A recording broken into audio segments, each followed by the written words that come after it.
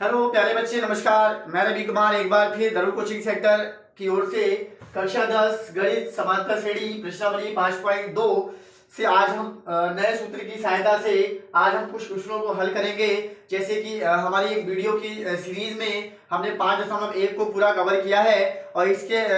सारी वीडियो को हमने धरुव कोचिंग सेंटर की प्लेलिस्ट में मैंने डाल दिया है और वो बहुत ही एक आसान भाषा में मैंने आपको समांतर श्रेणी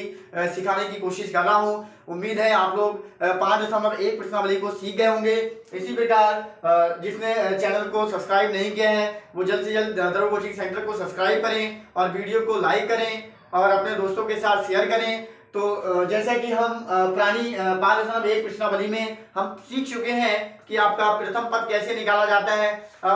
एपी की जांच कैसी की जाती है, सर्वांतर का मान कैसे निकाला जाता है। तो आज इसी की सहायता से आज हम प्रश्नावली 5.2 को आज हम हल करेंगे एक नए सूत्र के साथ। जैसे कि मैंने आपको बोर्ड पे लिखा है कि एपी के nवें पद का सूत्र यानी कि an बराबर वो सूत्र होता है a plus bracket n-1 into D, जहां पर a का मतलब प्रथम पद हम 5.1 प्रश्नावली में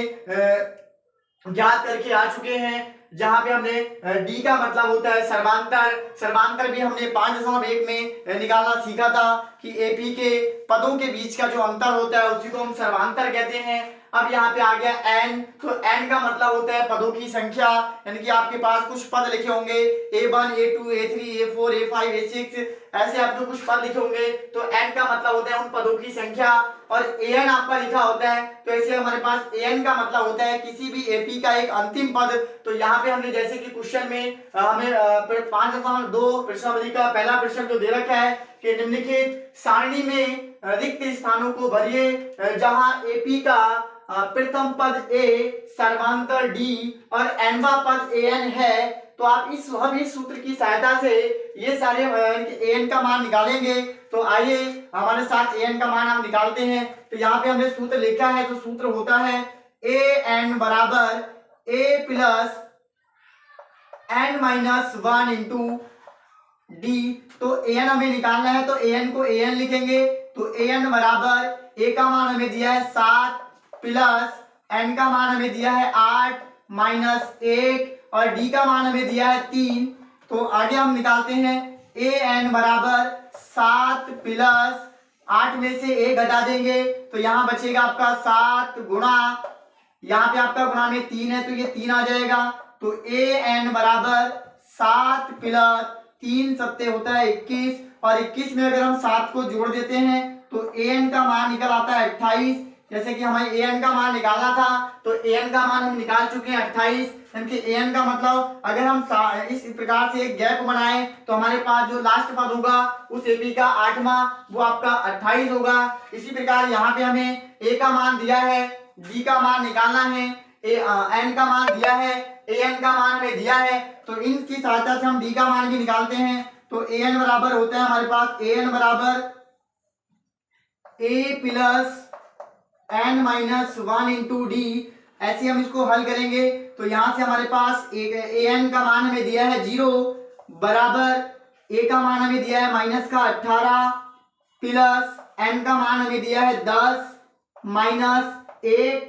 और गुणा आपका d निकालना है तो d को ऐसे लिखेंगे d। तो यहाँ से हमारे पास माइनस का 18 है, माइनस 18 का अगर हम पक्षांतर 0 की तरफ करेंगे तो यहाँ बन जाएगा 0 प्लस का 18 माइनस का 18 था तो इसका मतलब यहाँ पे पक्षांतर करेंगे तो माइनस का पक्षांतर प्लस में होता है। तो यहाँ से हमारे पास बराबर, यहाँ से बचेगा हमारे पास 9, 10 में से 1 घटा देंगे यानी कि 9 बचेगा, 7 में लगा देंगे डी। यहाँ से अगर हम जोड़ेंगे 18 में अगर 0 जोड़ेंगे तो 18 रहेगा यानी कि 18 बराबर 9d, 9 गुणा डी। अगर हम d का मान निकालेंगे तो हमें मिल जाता है 18/9 और 9 के पहाड़े में आपका 18 आता है 2 बार में, यानी कि हमें यहाँ से d का मान प्राप्त होता है 2। इसी प्रकार हमारे पास क्वेश्चन संख्या 3 है। तो 3 में भी हम इसी प्रकार इसी सूत्र की सहायता से, जैसे सूत्र हमारे पास दिया है an बराबर a plus n-1 into D. तो an का मान हमें दिया है -5 तो माइनस का 5 रखेंगे, माइनस का 5 प्लस बराबर ए का मान हमें दिए निकालना है, तो ए को मान की जगह हम ए लिखेंगे, प्लस एन का मान हमें दिया है 18, 18 माइनस का 1 गुणा डी का मान हमें दिया है माइनस का 3। अब यहां से हम माइनस का 5 लिखेंगे बराबर A plus 18 minus 1, 18 minus 1 18 minus 1 तो हमारे पास बचेगा 17, 17 की गुणा हम 3 से करेंगे माइनस, तो यहां से हमें माइनस का 5 मिलेगा, माइनस 5 बराबर ए प्लस प्लस माइनस होता है माइनस 17 की अगर हम गुणा 3 से कर देंगे तो 17 किया होता है 51।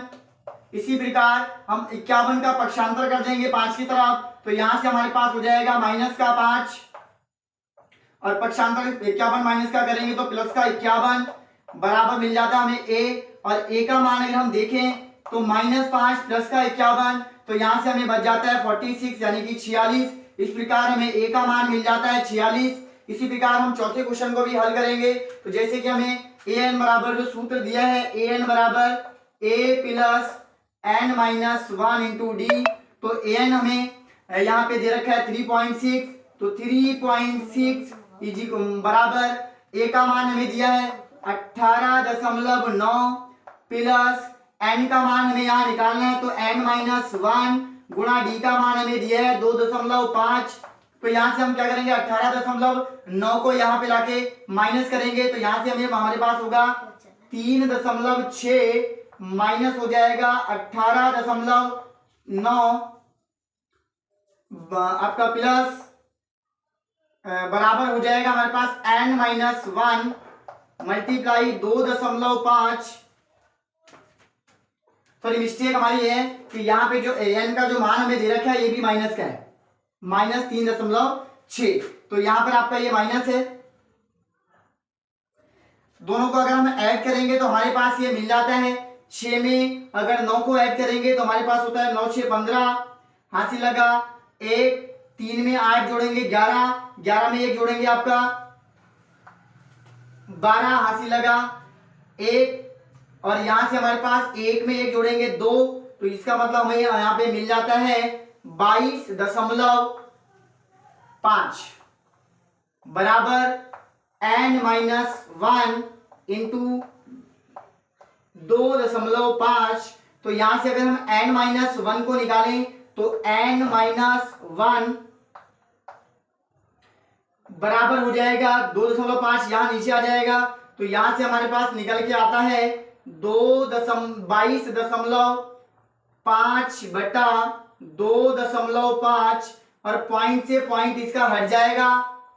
तो 25 का पारा अगर हम पढ़ेंगे तो 9 बार में आता है 225, यानी कि यहां से इसका देखा जाए तो n माइनस 1 बराबर मिलता है हमें 9, और यहाँ पे अगर n का मान निकाला जाए तो 9 प्लस 1 यानी कि n का मान यहाँ से निकल के आता है हमारे पास